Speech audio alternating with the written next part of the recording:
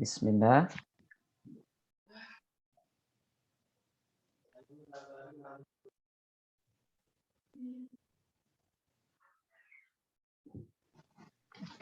Ya, kita masuk ke pertemuan minggu pertama mata kuliah statistika. Nah, ini identitas saya, kemudian juga kalau kawan-kawan membutuhkan konsultasi secara langsung dengan saya, silakan bisa hubungi WhatsApp yang sudah gabung di grup kelas 3A. Ya, pasti sudah tahu nomor WhatsApp saya. Silakan bisa langsung konsultasi in person misalnya. Tidak masalah, saya open insya Allah. Atau mungkin mau via email juga boleh. Tapi kalau via email mungkin tidak akan secepat via WhatsApp. Ya. Ini email saya ada di sini juga. Nanti akan saya share kopian dari materinya. Maksud saya bahan material yang akan saya sampaikan hari ini akan saya share di WhatsApp. Ya baik, yang akan saya sampaikan hari ini adalah outline perkuliahan. Kemudian juga sedikit tentang penyajian data serta pengantar statistika. Ya. Untuk outline perkuliahannya ini kurang lebih sama dengan RPS-nya ya. RPS-nya sudah saya upload juga di Siakad, silakan bisa diakses. Untuk tatap muka durasinya 2 kali 50 menit dan metode penyampaiannya pemaparan materi secara online serta diskusi secara virtual ya. Nah, untuk tatap muka ini sebelum-sebelumnya ya di semester sebelumnya saya biasanya melalui Zoom. Tetapi dari pihak institut menyampaikan kepada para dosen supaya menggunakan bentuk apapun platform online-nya. Jadi kalau seandainya kalau setiap minggu memakai Zoom itu keberatan, insya Allah nanti saya juga akan memfasilitasi dengan cara yang lain. Saya akan sharing videonya, kemudian untuk diskusi bisa dilakukan di WhatsApp pada saat jam kuliah. Ya. Jadi bisa jadi pertemuan kedua nanti misalnya saya akan upload videonya, kemudian teman-teman menyimak, lalu untuk diskusi dilakukan di platform WhatsApp. Ya. Tapi nanti akan saya lakukan pemberitahuan dulu di grup WhatsApp, apakah saya akan sharing video atau saya akan melakukan virtual meeting melalui Zoom. Ya. Yang jelas nanti mungkin Zoom akan ada lagi, tetapi ya tidak akan setiap kali pertemuannya menggunakan Zoom. Nah, kemudian nanti di perkuliahan ini juga akan ada kuis pekan ke-7 biasanya. Atau mungkin pekan ke-5. Akan saya sesuaikan nanti tergantung materi sudah sampai atau belum. Ya, tapi biasanya di pekan ke-7. Sebelum evaluasi tengah semester. Kemudian ini practical session ya, online juga karena kita masih virtual, belum bisa menggunakan lab komputer. Nah, ini diselenggarakannya setelah UTS nanti, di pekan ke-9 sampai dengan 15. Jadi pekan ke-8 itu UTS, pekan ke-9 sampai 15 itu semuanya praktikum. Walaupun ada theoretical session-nya, tapi praktikumnya juga ada. Ya. Software yang digunakan ini Microsoft Excel dan juga SPSS. Ya, bagi kawan-kawan yang mungkin sudah pernah bertemu dengan saya, biasanya saya melakukannya praktikumnya ini saya bahas Excel dulu, kemudian di SPSS bagaimana. Sehingga nanti kalau kawan-kawan yang memang tidak memiliki aplikasi SPSS di komputernya, teman-teman bisa menggunakan Microsoft Excel. Ada penugasan, ini di pekan ke-14 nanti. Ya, 1 kali selama 1 semester. Kemudian evaluasi tengah semesternya di pekan ke-8 dan evaluasi akhir semesternya di pekan ke-16. Ya. Itu outline perkuliahannya. Nah, kemudian untuk schedule ya ini sedikit pembahasan dari RPS ya, dari rencana pembelajaran semester. Di pekan pertama sampai dengan pekan kedua kita akan fokus di statistika deskriptif. Ya. Pekan pertama ini yang sedang saya bahas rencana pembelajaran semester, kemudian sedikit pengantar statistika dan penyajian data. Nanti di pekan kedua kita masuk ke metode numerik untuk penentuan karakteristik data yang tidak lain adalah ukuran pemusatan dan penyebaran data. Ya, itu nanti minggu kedua. Ya, kurang lebih materinya hampir sama seperti yang teman-teman sudah dapatkan di SMA ya. Ada rata-rata, kemudian standar deviasi, ada simpangan rata-rata untuk data yang tunggal ataupun data yang berkelompok. Ya. Kemudian di pekan ketiga sampai dengan keempat, ini kita masuk ke peluang atau probability. Nah, ini juga di SMA mungkin pernah mendapatkannya, tetapi nanti akan lebih kita perdalam lagi. Ya. Nanti ada mungkin tambahannya ada teorema bias, ada teorema peluang yang lain yang mungkin di SMA dulu tidak didapatkan ya. Ada teorema probabilitas total dan seterusnya. Ya, ini 2 pekan ya. Jadi sampai 4 pekan ini 1 bulan kita baru masuk ke probabilitas. Jadi di bulan pertama ini masih banyak theoretical session walaupun nanti saya akan memberikan contoh-contoh perhitungannya. Nah, di pekan kelima kita masuk ke distribusi probabilitas diskrit. Ini isinya ada distribusi binomial, distribusi hypergeometrik, dan juga distribusi Poisson. Nah, kemudian di pekan ke-6-nya kita masuk ke distribusi probabilitas kontinu. Kita akan bahas sedikit tentang distribusi seragam kontinu, tapi kita akan memfokuskan ke distribusi normal. Ya, karena distribusi normal ini adalah distribusi probabilitas yang paling banyak digunakan di dalam pengolahan data statistik. Ya, jadi kalau misalnya kawan-kawan pernah mendengar data ini normal atau tidak, itu masuk kriteria normal atau tidaknya ini, nah berdasarkan distribusi normal ini. Ya, atau nama lainnya disebut dengan distribusi Gauss atau Gaussian distribution. Ya, kita akan bahas nanti di pekan ke-6. Nah, di pekan ke-7-nya ada kuis online. Ya, ini biasanya berupa Google Form. Ya, Google Form pilihan ganda ataupun isian singkat. Ya, nanti materinya dari pekan pertama sampai dengan pekan ke-6 ya. Pekan kedua maksud saya. Pekan pertama ada juga. Pekan pertama biasanya menyusun tabel atau membuat grafik. Nah, kemudian nanti di pekan keduanya masuk yang itu ya seperti standar deviasi, rata-rata, variansi dan yang lainnya. Kemudian peluang sama distribusi probabilitas pekan 5 dan pekan ke-6. Ini kita akan kuiskan ya di pekan ke-7. Ya, durasinya biasanya 100 menit. Ya. Sifatnya open book. Jadi karena online ya, saya tidak lagi pula ya untuk statistika ini close book saya kira tidak perlu ya, karena sudah nantinya menggunakan software juga. Kemudian teman-teman juga untuk perhitungan ini ya memang open book saja. Saya tidak meminta teman-teman untuk menghafalkan rumus.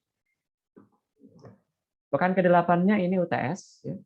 Ini dicatat mungkin tanggalnya, kisarannya di 25 sampai 29 Oktober. Ya, jadi kalau untuk kelas ini hari Jumat ya disesuaikan saja ya, mungkin tanggal 29-nya ya. Nanti dievaluasi tengah semesternya. Pada saat jam kuliah.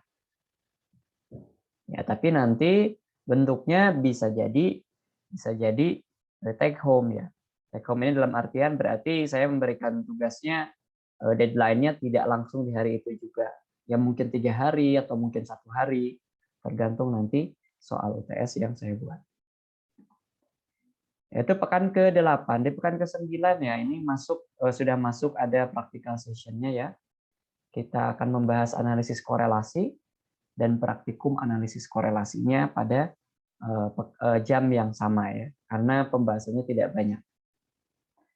Pekan ke-10, nah ini analisis regresi, teorinya dulu akan saya sampaikan dan di pekan ke-11-nya nanti praktikumnya. Di pekan ke-12 dan pekan ke-13 ini masuk ke asumsi klasik ya. Pekan ke-12-nya teorinya dan pekan ke-13-nya kita masuk ke praktikumnya. Nah, di pekan ke-14 kita ada tugas ya, nanti bisa tugas individu atau kelompok. Ya, cakupan materinya ya praktikum-praktikum dari pekan ke-9 sampai dengan pekan ke-13 ya. Ya, jadi nanti akan saling berhubungan semuanya. Nah, kemudian di pekan ke-15, ini pekan terakhir tetap muka. Nah, ini materi yang baru ya, uji validitas dan reliabilitas instrumen, berikut dengan praktikumnya. Ya. Dan di pekan terakhir, nah ini evaluasi akhir semester. Ya, berarti untuk kelas ini di tanggal 24 Desember 2021. Ya, demikian untuk pembahasan rencana pembelajaran semester. Kalau ada yang ditanyakan, silakan.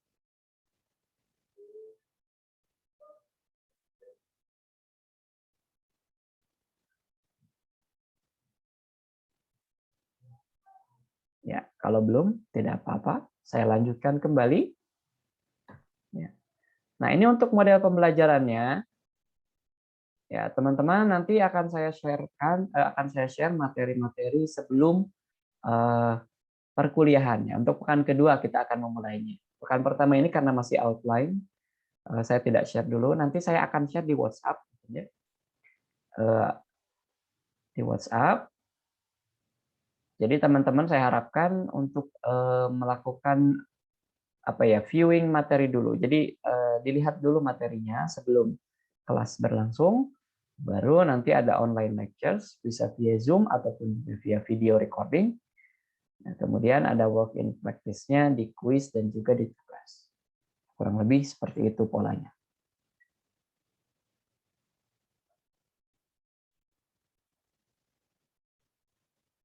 Ya, saya harapkan untuk sesi Zoom atau mungkin nanti sesi video, diskusi tetap berjalan ya, mungkin di WhatsApp group atau mungkin secara langsung ke saya. Ya, insya Allah akan saya bahas sedikit demi sedikit. Saya akan balas juga gitu kalau memang ada yang konsultasi. Nah, yang berikutnya ini adalah komponen penilaiannya ya. Komponen penilaiannya di quiz online, ya, ini ada 10%. Ya. Kemudian tugas individu itu atau kelompok ya 15%. Nah, di pekan ke-14 pelaksanaannya, dan biasanya 1 pekan saya beri waktu untuk mengerjakannya. Ya, submitnya via Google Classroom. Jadi nanti akan saya share juga kode kelasnya untuk kelas ini di Google Classroom. Insya Allah Google Classroom ini akan saya gunakan untuk penugasannya. Jadi untuk tugas akan saya share di sana, nanti teman-teman bisa akses di Google Classroom. Kalau untuk materi ya mungkin saya share di WhatsApp saja supaya nanti tidak double-double. Nah, kecuali mungkin video ya, video nanti link YouTube-nya juga akan saya share di Google Classroom ataupun juga di di WhatsApp ya. Jadi untuk semester ini untuk videonya nanti akan saya upload di YouTube ya, supaya teman-teman bisa akses. Lalu untuk evaluasi tengah semester ini porsinya 30%. Dan untuk UAS-nya 45%. Ya, kemudian untuk kehadiran, Kak suka ditanyakan, kok kehadiran nggak ada porsinya nih? Kalau misalnya ada tatap muka offline, mungkin saya akan masukkan komponen kehadiran ini. Tapi karena kita tatap mukanya online, saya akan menekankan di kuis dan tugas ya. Di kuis dan tugas. Kemudian bukan berarti saya tidak mengharapkan kehadiran teman-teman. Ya, tetapi di sini saya akan tetap absen ya kehadirannya. Nanti akan saya perhitungkan kalau nilai teman-teman kurang. Jadi kalau nilai teman-teman belum masuk ke istilahnya kalau anak sekolah itu KKM ya. Berarti ke minimum nilainya. Kalau statistika itu C ya. Berarti nilainya 60 minimal. Ya, kalau belum sampai ke 60 nanti saya akan pertimbangkan nilai kehadirannya. Nah, kemudian kalau nilai kehadirannya saya masukkan ternyata masih belum 60 juga, baru mungkin nanti akan ada konsultasi dengan saya secara langsung. Kalau memang ingin diperbaiki, ya kalau tidak ya tidak masalah, mungkin mengulang nantinya di tahun depan. Begitu. Jadi saya bukan berarti tidak mengharapkan kehadiran teman-teman, nah, cuman karena sekarang online dan kemungkinan nanti akan banyak video yang saya share juga, nanti yang akan saya nilai justru keaktifannya ya, keaktifan berdiskusi, dan itu mungkin akan masuk ke komponen nilai penugasan. Jadi kalau saya memberikan tugas ya atau mungkin kuis misalnya 10%. Nah, 10% ini bisa jadi ya 8,5%-nya itu nilai asli kuisnya, dan sisanya 1,5% itu lebih ke keaktifan teman-teman. Atau tugas juga sama ya. Bagaimana kan nanti kan tugas itu biasanya banyak pertanyaan tuh. Ya kalau cuma diem aja kan bingung ya. Nah, nanti kalau teman-teman bertanya langsung ke saya, itu juga akan menjadi komponen penilaian buat teman-teman. Ya itu saya kira assessment overview-nya, silakan kalau ada yang ditanyakan terlebih dahulu.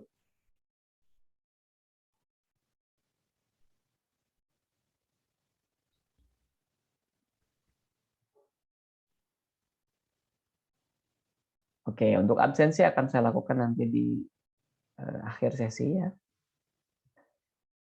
Ya baik, kalau tidak ada saya lanjutkan. Ya, ini cara berkomunikasi dengan saya kira tidak perlu dijelaskan lagi ya. Ya boleh di email atau WhatsApp atau juga di Google Classroom. Cuman kalau Google Classroom mungkin akan apa ya, nggak in time dibalasnya. Ya, ini sedikit outcomes ya untuk minggu pertama. Ya, intinya kita membahas RPS, kemudian membahas assessment overview dan juga outline perkuliahan. Kemudian selanjutnya yang akan saya bahas adalah mengenai introduction to statistics. Tapi sebelum itu ya ini kurang lebih rekomendasi bacaannya ya.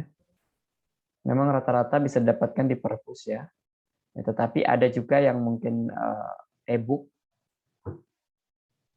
ya.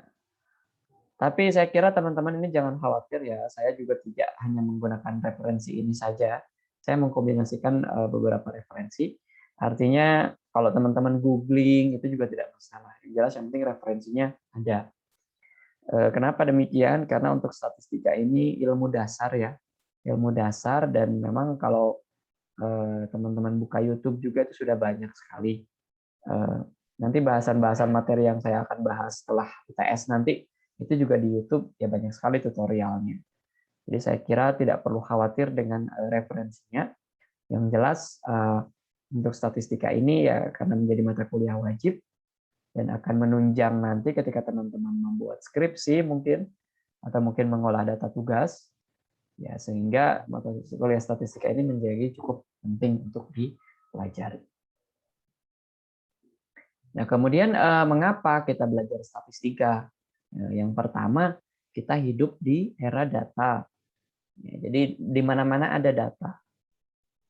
Ya, kalau teman-teman saksikan di layar televisi atau layar YouTube mungkin, atau di koran ketika melihat ada grafik, ada kurva, ada penjelasan mengenai nilai tukar rupiah misalnya terhadap uang asing, yaitu kan data yang setelah diolah.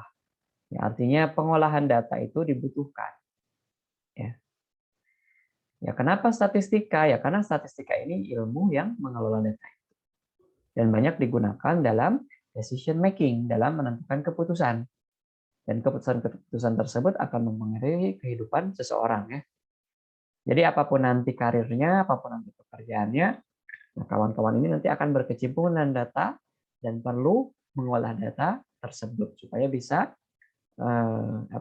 menentukan decision atau keputusan yang efektif. Ya. Nah, selain itu juga, selain keputusan, statistika ini digunakan untuk kebutuhan kita dalam memprediksi atau dalam memperkirakan sesuatu yang akan terjadi di masa yang akan datang. Ya. Jadi data-data yang diolah ini tidak hanya sekadar mengolah data yang ada di masa sekarang gitu. Nah, ini juga bisa digunakan untuk memprediksi atau memperkirakan apa yang terjadi di masa yang akan datang. Dan tentunya itu berdasarkan data-data yang ada di masa lampau dan di masa sekarang. Ya, jadi bukan meramal, ya, tapi memperkirakan berdasarkan hasil perhitungan dan pengolahan datanya.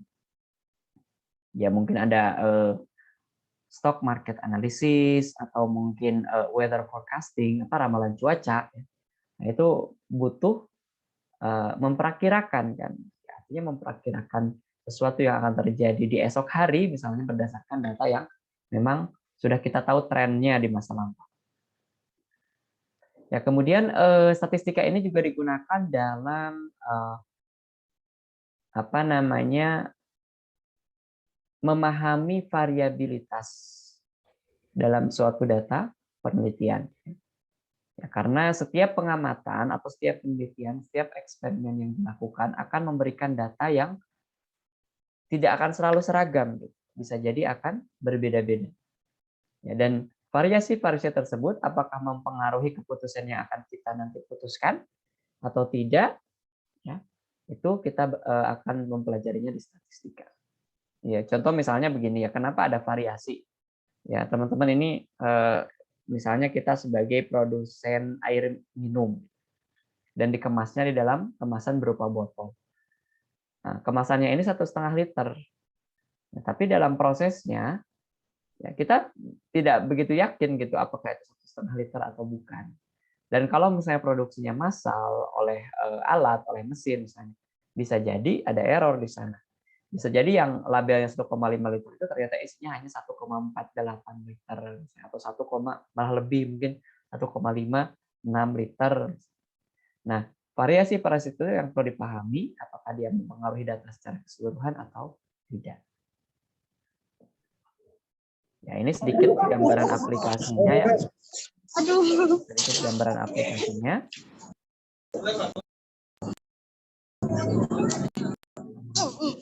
Ya.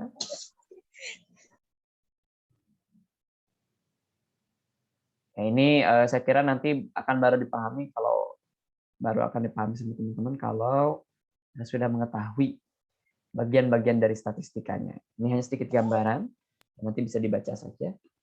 Ya, kemudian berikutnya di sini saya hanya menyimpulkan ya, artinya mata kuliah statistika ini mata kuliah yang digunakan untuk mempelajari data, mengolah data, kemudian mempresentasikan data, serta menganalisisnya, kemudian menafsirkannya untuk bisa menentukan keputusan yang efektif ya. Ya, saya mute dulu ya, mohon maaf. Jadi nanti kalau misalnya ada pertanyaan baru boleh. Oke, sekali lagi, statistika adalah ilmu yang digunakan untuk mengolah data. Ya. Dimulai dari mengumpulkannya, kemudian mengorganisasinya, mempresentasikannya, menganalisisnya, menafsirkannya. Yaitu statistika. Jadi kalau teman-teman mendengar istilah analisis statistik, yaitu analisis yang digunakan untuk proses penyederhanaan data atau memanipulasi data supaya lebih mudah dipahami.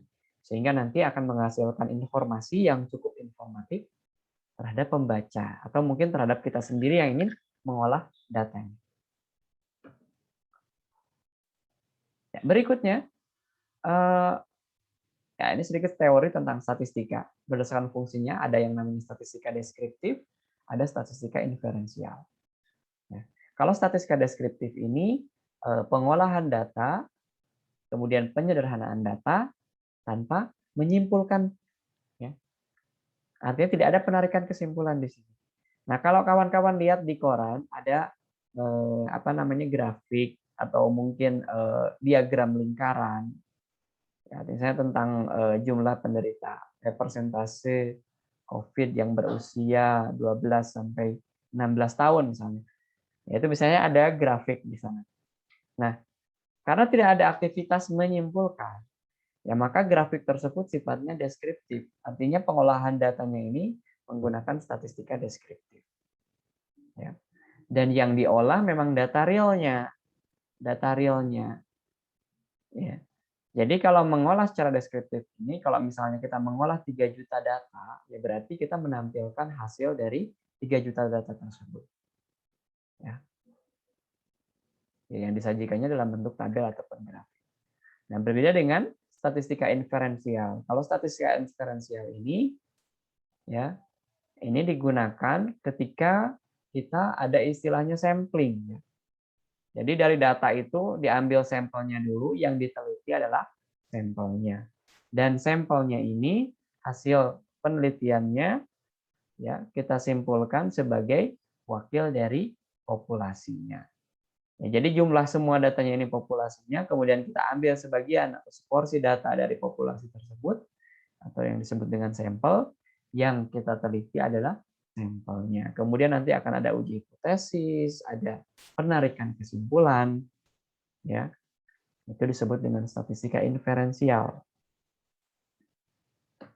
Ya, ini sedikit gambaran statistika deskriptif. Kalau dimulainya dari pengumpulan data, kemudian penyajian data dan penentuan parameter data. Ya, itu statistika deskriptif. Kemudian untuk statistika inferensial, ya itu nanti ya ada populasi dan sampel. Ya, ini sedikit tentang data statistik. Ya, jadi data statistik adalah data yang diolah menggunakan statistika. Jadi jangan tertukar ya statistik dengan statistika. Ya, datanya ini berhubungan dengan permasalahan yang sedang diteliti dan ini bagian yang paling penting di dalam suatu penelitian.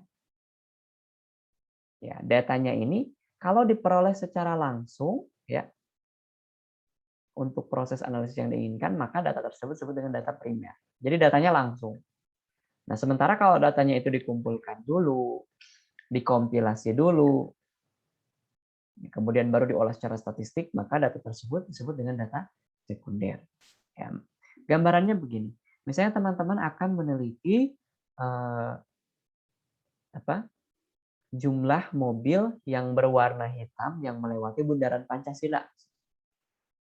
Nah, itu selama 1 minggu. Ya. Nah, kalau teman-teman melakukan penghitungan mobil-mobil yang lewat yang berwarna hitam di Bundaran Pancasila itu sendiri, gitu, datang ke sana, kemudian dari masjid, mungkin dari masjid depan IAIN itu, teman-teman langsung coba melihat gitu, observasi berapa jumlah mobil hitam yang lewat selama 1 minggu. Nah, maka data yang teman-teman kumpulkan itu disebut dengan data primer.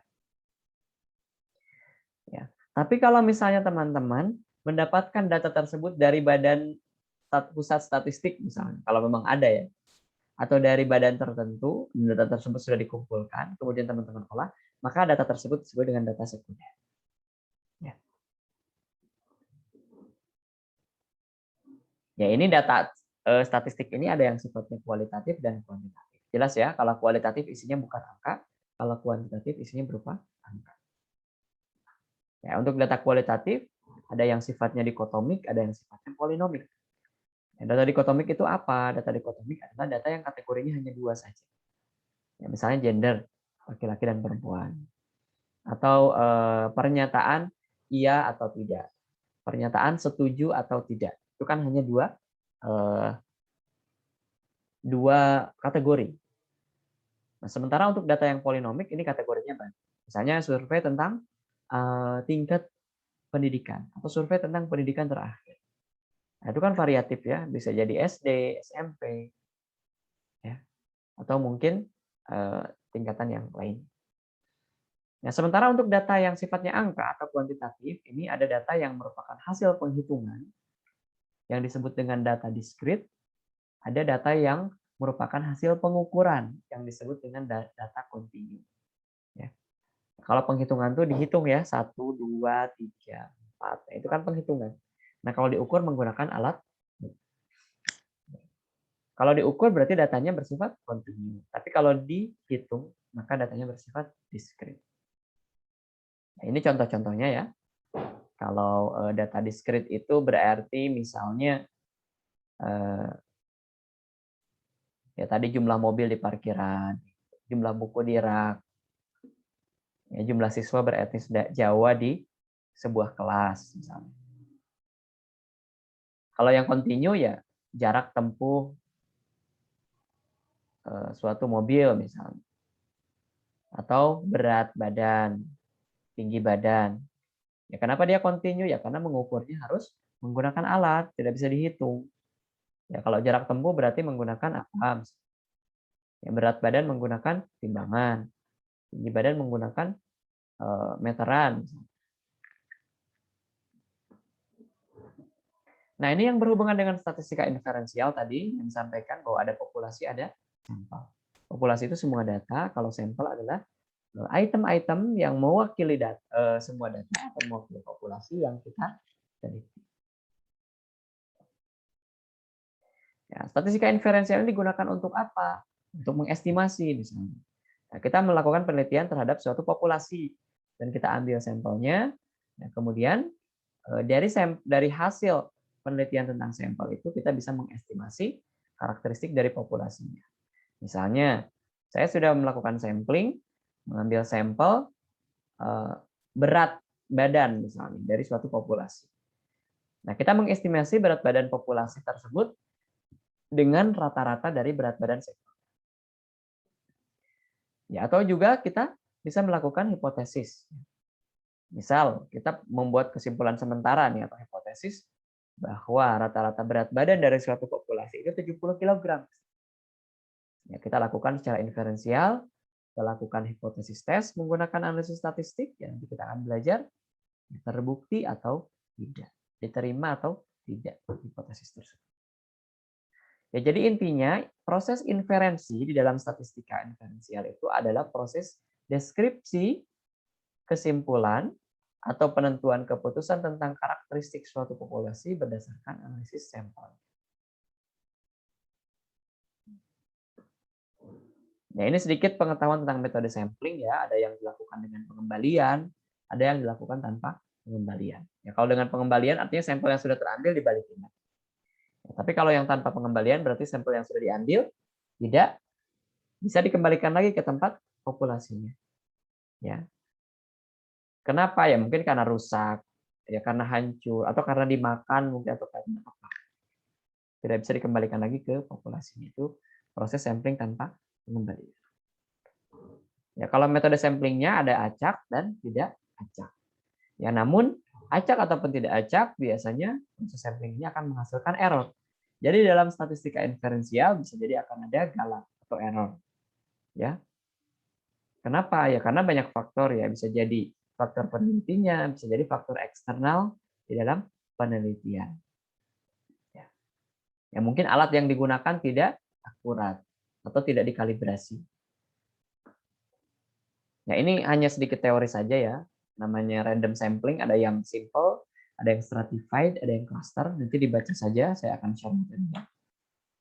Ya, kemudian proses pengumpulan data ya. Ini banyak metodenya. Bisa eksperimen langsung misalnya kalau yang sains itu di lab ya, atau wawancara ya, interview tatap muka langsung dengan responden. Kemudian kuesioner atau angket, memberikan pertanyaan-pertanyaan atau pernyataan-pernyataan yang dinilai oleh responden. Ya. Kemudian ada pengamatan melalui observasi terhadap objek benda ya, atau penelitian benda hidup ataupun benda mati, ataupun gejala yang ada di sekitar kita. Kemudian ada tes dan skala objektif, ini kita melakukan testing terhadap objek penelitian. Atau juga ada proses pengamatan morfologi dari objek, hanya muka luarnya saja atau penampakannya saja. Ini disebut dengan metode proyek.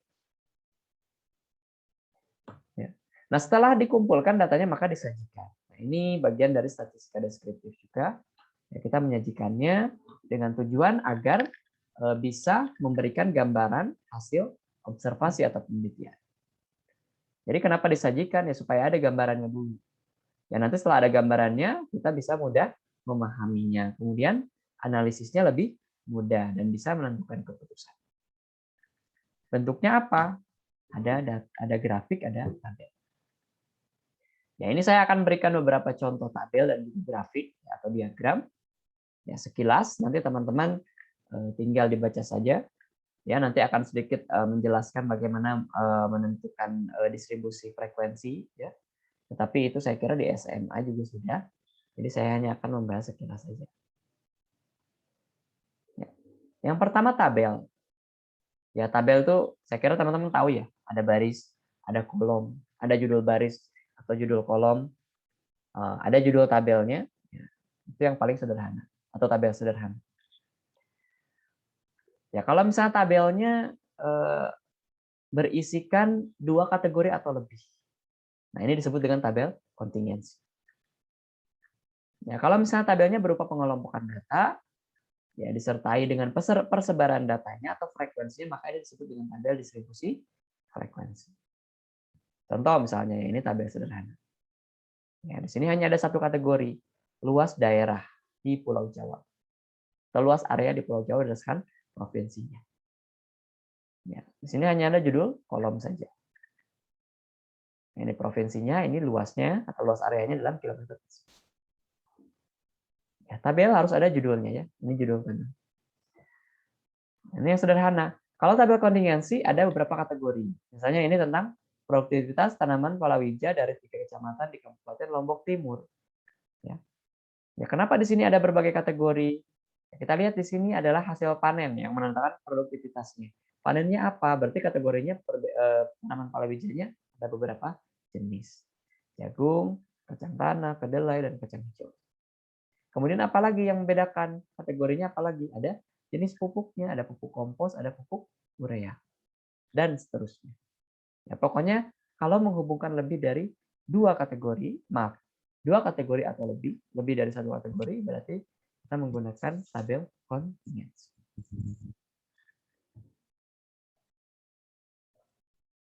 Ya, kemudian yang selanjutnya, untuk tabel distribusi frekuensi ya, nah ini tabel yang berisi pengelompokan data, ya, disertai dengan persebaran datanya. Ya, di sini terdiri dari kelas-kelas. Di sini ada 8 kelas. Ya. Kemudian maaf, ada 7, maksud saya 7 kelas. Kemudian masing-masing kelasnya ini panjang kelasnya adalah 10. Kenapa? Ya karena kelas pertama misalnya tinggi badan dari 120 cm sampai 129 cm. Artinya panjang kelasnya 10. 120, 121 dan seterusnya sampai 129 itu ada 10 tinggi badan. Ya. Dan yang lainnya dilanjutkan dengan 130, 139. Ini kelompok kelasnya. Nah, sementara di sini frekuensi adalah jumlah data yang memang masuk ke kelompok-kelompok tersebut. Ya, misal yang masuk kelas pertama ini 120 sampai 129 cm itu hanya 3 orang saja.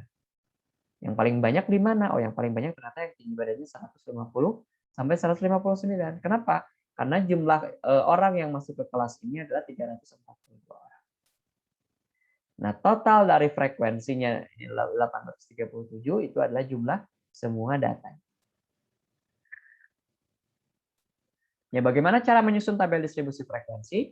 Nah, yang pertama kita tentukan dulu range-nya atau jangkauannya. Nah, berarti nilai data terbesar dikurangi nilai data terkecil. Ini adalah range. Ya, kemudian menentukan jumlah kelas atau banyaknya kelas. Ya, simbolnya ini K menggunakan rumus Burgess, ya, yaitu 1 ditambah 3,322 dikali logaritma dari N. Nah, logaritma dari N-nya ini adalah banyaknya data atau jumlah data. Bukan data dijumlahkan, tapi banyaknya data. Kalau kita meneliti 85 data, maka N-nya adalah 85. Ya. Kemudian dilogaritmakan, logaritma dari 85 bisa dicari di kalkulator atau di Excel. Ya. Kemudian dikalikan 3,322 ditambah 1. Nah, ini adalah jumlah kelasnya. Ya, kemudian setelah kita mengetahui jumlah kelas, tinggal menentukan panjang kelasnya. Ya. Panjang kelasnya berapa? Ya, berarti pakai rumus ini. P sama dengan range tadi dibagi dengan jumlah kelas atau banyaknya kelas. Ya. Baru nanti kita coba-coba masukkan, tentukan kelas yang paling pertama. Ya, misal menyusunnya kelas pertama ini, kelas interval pertama ini dengan cara mengambil data terkecil, ya, atau nilai yang lebih kecil dari data terkecil. Ya, nanti kita lihat latihannya. Ya, baru kemudian kita masukkan ke dalam kelas-kelas interval, ya, kemudian tentukan frekuensinya. Contoh misalnya, kita diminta untuk menentukan membuat tabel distribusi frekuensi dari data usia 85 orang mahasiswa semester 7 yayasan. Ya, ini kebetulan usianya ini udah diurutkan ya. Dari yang terkecil sampai yang terbesar. Jadi nanti kalau acak ya diurutkan terlebih dahulu. 20 sampai 35. Ya. Jumlah datanya ada 85, berarti ini adalah nilai N. Ya. Selanjutnya, apa yang kita tentukan? Ya, tadi kita sudah mendapatkan N sama dengan 85. Nah, langkah selanjutnya adalah kita tentukan range atau rentang jangkauan. Rumusnya data terbesar dikurangi data terkecil. Berarti di sini 35 dikurangi 20 ya. 35 dikurangi 20 sama dengan 15. Ya, berarti range-nya adalah 15. Ya, tentukan jumlah kelas atau banyaknya kelas menggunakan rumus Turges tadi. Ya. N-nya 85, kita masukkan ke sini. Ya, berarti 1 ditambah 3,322 dikali logaritma dari 85. Ya. Logaritma dari 85 silakan bisa dicari ya. Dengan kalkulator atau di internet dicari bisa. Setelah didapatkan nilai logaritma 85-nya dikalikan 3,322, ya hasilnya dijumlahkan dengan angka 1 ditambah 1, ya ternyata di sini 7,4. Nah, kalau ada angka 7,4 ini, ya misalnya saya tentukan banyak kelas ya. Perkiraannya yang pertama misalnya 7 dulu ya. Saya ambil 7 misalnya banyak kelas. Ya nanti bisa jadi 8, bisa jadi. Ya pokoknya bisa 7, bisa 8. Ya. Nah, berikutnya baru tentukan nilai panjang kelasnya. Ya jarak dari tepi bawah kelas dengan tepi atas kelas. Ya rumusnya tadi P sama dengan range dibagi K. Ya, misalnya saya range-nya tadi 15, saya ambil K-nya 7 misalnya. Ya, ternyata hasilnya 2,5. Nah, berarti kalau 2,5 ini berapa ya? Ya mungkin 2 atau 3 panjang kelas. Nah, kita lihat saja. Misalnya saya ambil panjang kelasnya 2. Ya. Nah, tentukan dulu interval kelas pertama. Ya, tadi cara menentukan batas bawah kelas pertama, yaitu dengan cara mengambil data terkecil atau nilai yang lebih kecil dari data terkecil. Data terkecil di sini adalah 20.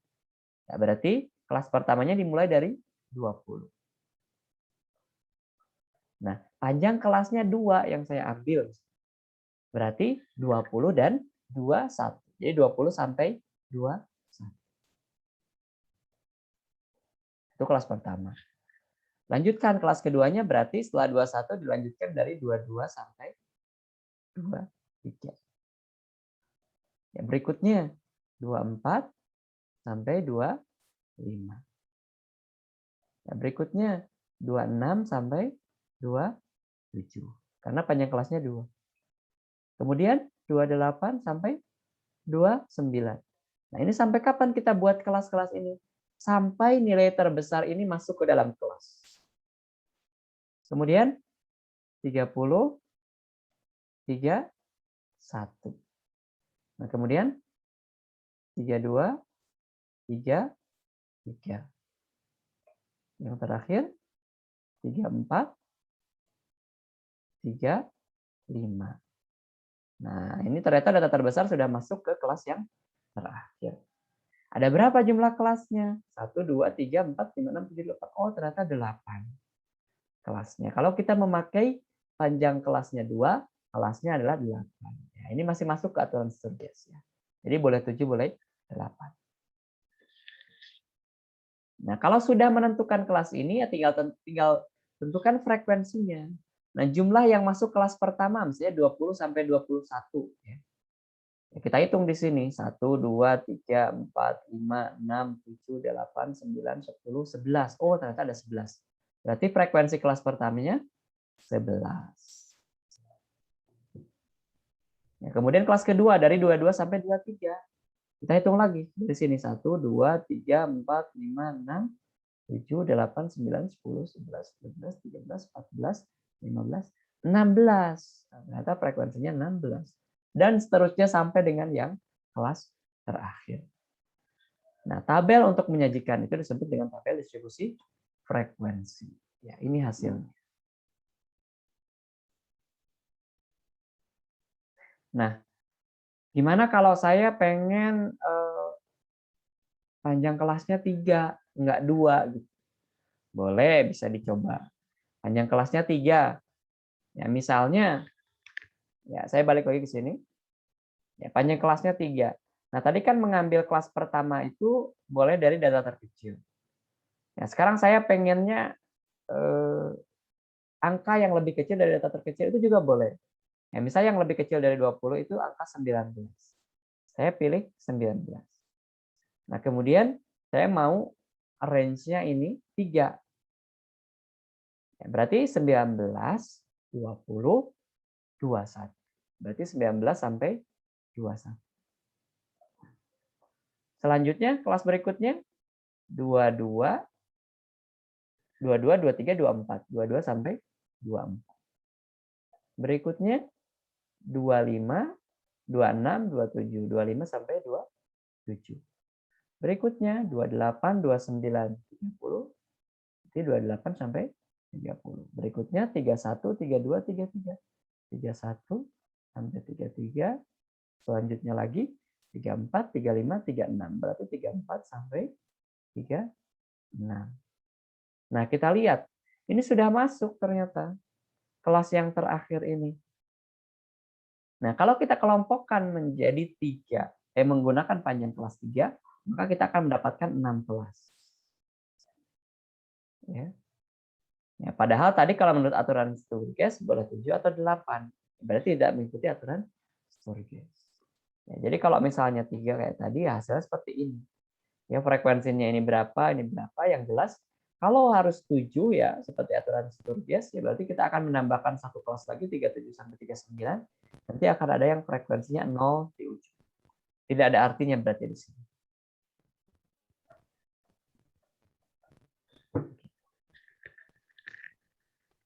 Nah, kemudian jenis tabel distribusi ada yang disebut dengan tabel distribusi kumulatif.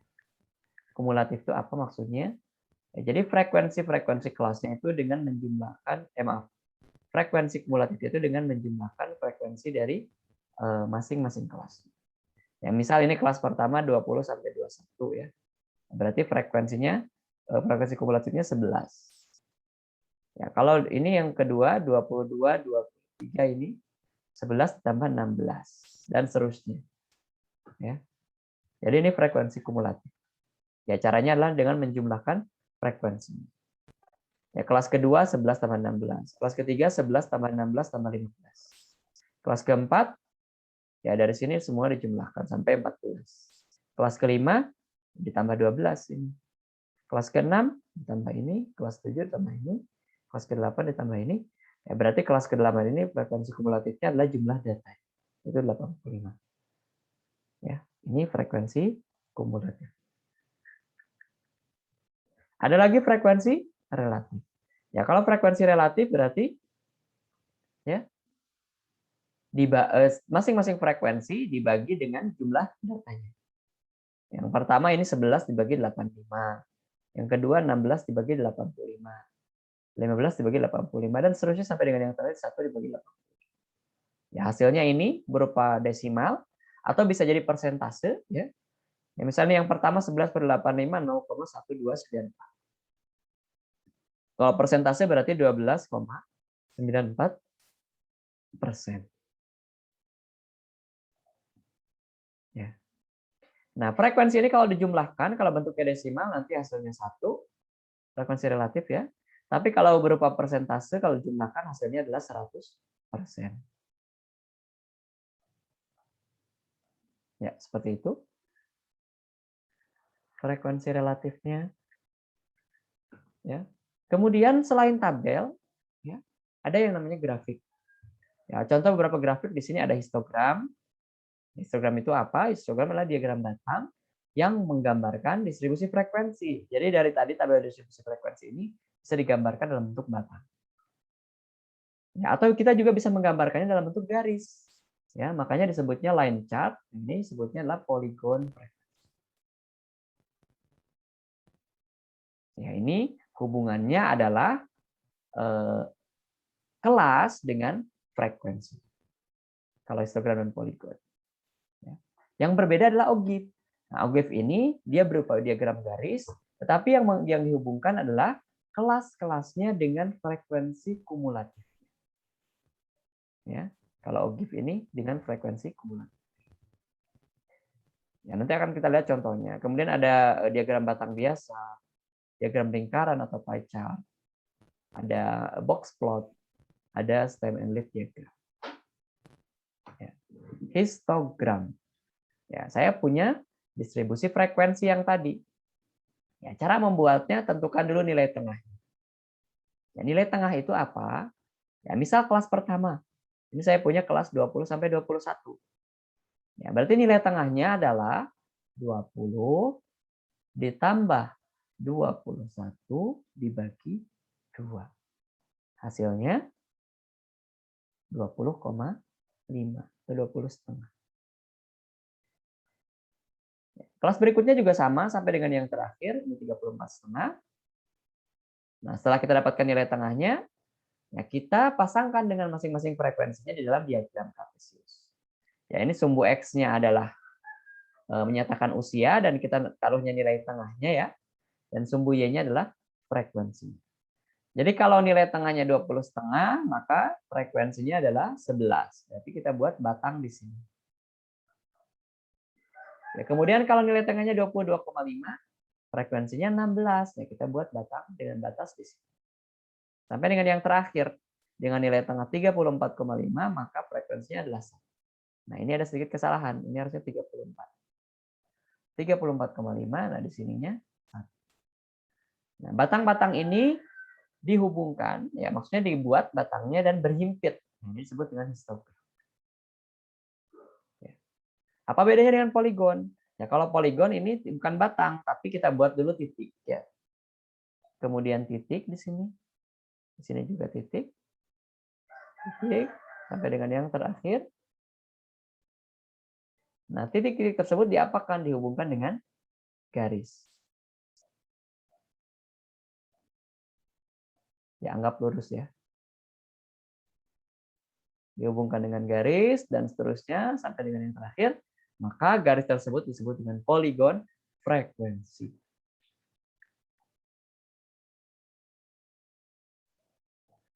Ya. Poligon frekuensi. Nah, kalau OGIF bagaimana bedanya? Nah, kalau OGIF ini juga menghubungkan nilai tengah tapi dengan frekuensi kumulatifnya. Ya, kita buat dulu FK-nya, frekuensi kumulatifnya. Ya, kelas pertama 11. Kelas 2 11 tambah 16. Berarti 27. Ya, kelas ketiga 11 tambah 16 tambah 15. 27 tambah 15 berarti 7 tambah 5 12. 3 tambah 4. 42 dan seterusnya. Ya nanti nilai tengahnya dihubungkan dengan frekuensi kumulatifnya. Ya sehingga hasilnya seperti ini. Ya, maaf ini saya lupa menyantumkan nilai tengahnya. Ini harus ada nilai tengahnya. 20,5, 22,5 dan seterusnya sampai 34,5. Ya, ini nilai tengahnya di sumbu X ya. Ini salah 34 harusnya. 24,5. Kemudian sumbu Y-nya adalah frekuensi kumulatifnya. Dihubungkan dengan garis titik-titiknya disebut dengan OGIF. Ya, selanjutnya ya ini diagram batang biasa ya. Ada yang 3D, ada yang 2D. 2 dimensi, 3 dimensi. Ya, kalau diagram batang itu jumlah ya. Nah, kemudian ada grafik lingkaran atau pie chart. Ya, diagram lingkaran ini biasanya bentuknya persentase.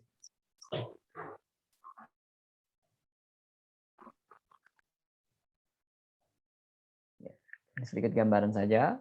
Kemudian yang berikutnya ada box plot namanya. Ya, diagram box plot ini bentuknya seperti ini ya. Yang jelas dia menampilkan 5 data statistik. Ya. Ini adalah kuartil pertama, ini kuartil kedua, ini kuartil ketiga.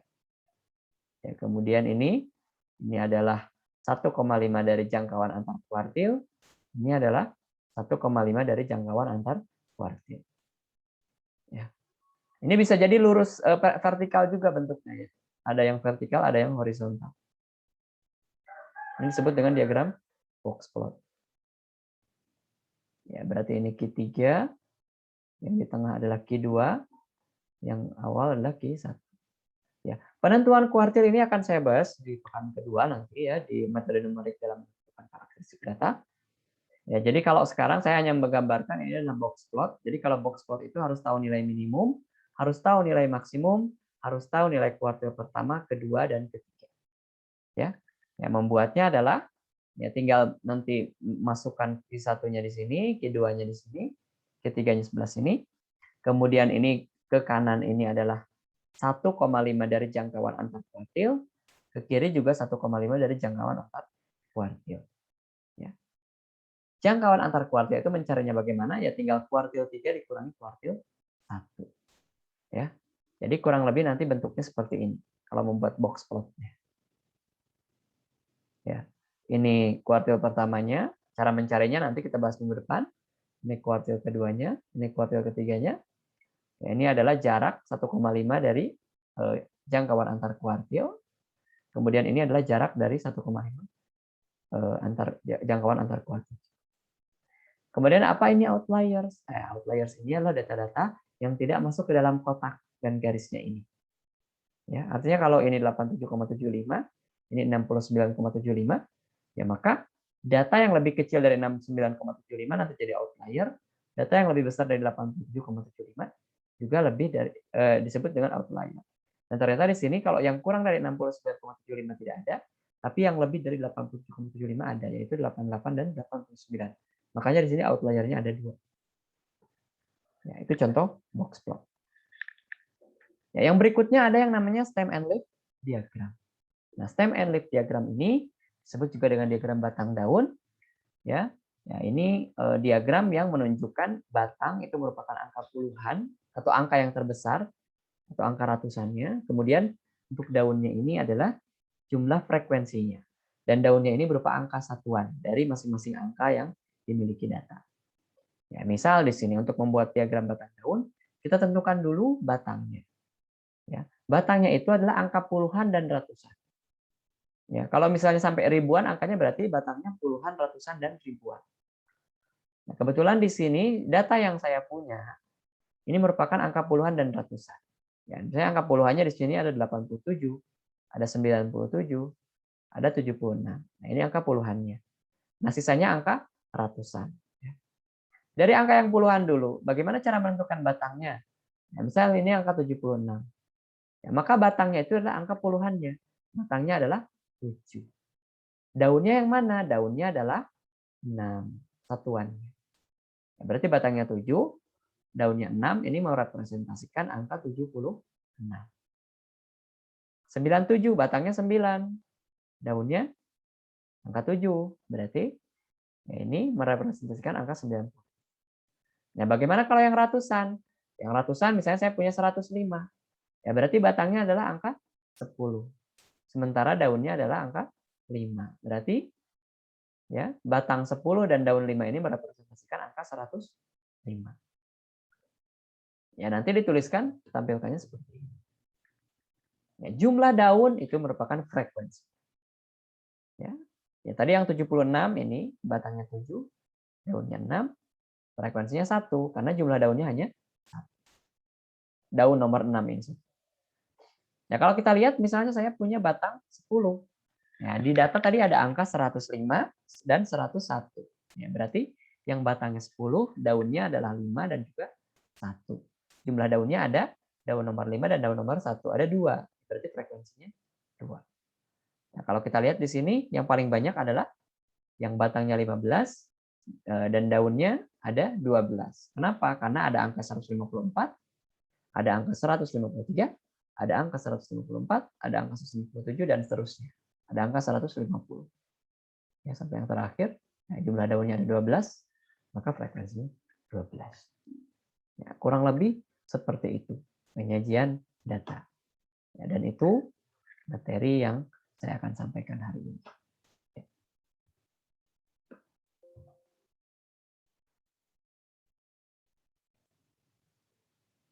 Ya, baik.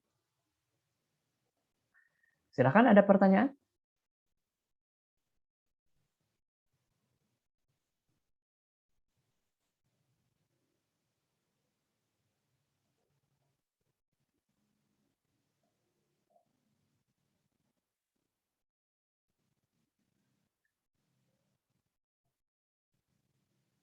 Ya, monggo. Ya, jika tidak ada pertanyaan, tidak masalah. Ya, ini baru pertemuan pertama. Ya, baik. Saya stop dulu recordingnya ya, supaya tidak terlalu panjang. Ya.